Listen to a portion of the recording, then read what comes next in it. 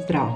Денеска би сакала да се осврнам на две драми, кои што имав можност да ги преведувам оваа година. Тоа се драмите "Невинност" и "Животот на улицата Браќа Рузвелт" од Деа Лоер во издание на издавачката куќа Или, а поддржани од програмата за поддршка на литературни преводи на Европската Унија. Деа Лоер е германска писателка која што пред се пишува драми, меѓутоа пишува и романи. Јас во 2014 го преведував романот "Богати се појавува", исто така за издавачката куќа Или и така имав можност да се запознавам всушност со оваа писателка. Незините драми се преведени на повеќе од 15 јазици и поставени на секаде низ светот. Кога преведуваме драми, всушност најголемиот предизвик е дека драмскиот текст се состои од дијалози.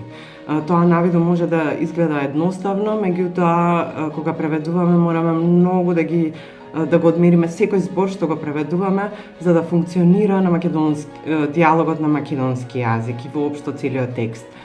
Во драмата "Невинност" се работи односно драмата започнува со двајца илегални емигранти на некое место покрај море во Европа, кои што гледаат жена која што се дави и размислуваат дали да ја спасат или не, поради страва дека би можеле да бидат протерани доколку настане некаков проблем.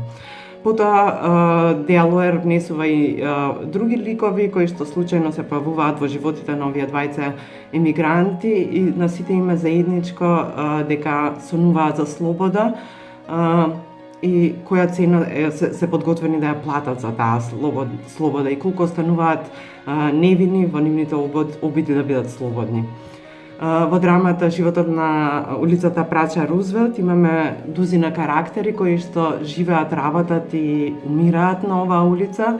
Дејството е сместено во Сао Пауло, меѓутоа би можело да биде сместено во секој град во светот. Заедничко на сите овие луѓе им е дека имаат свои соништа, дека потфрлуваат или дека им се радуваат на мали нешта кои веруваат дека ќе им го променат животот. Од срце можам да ги препорачам и двете драми на Деа Лоер. Тоа е всушност како да читате два возбудливи романи.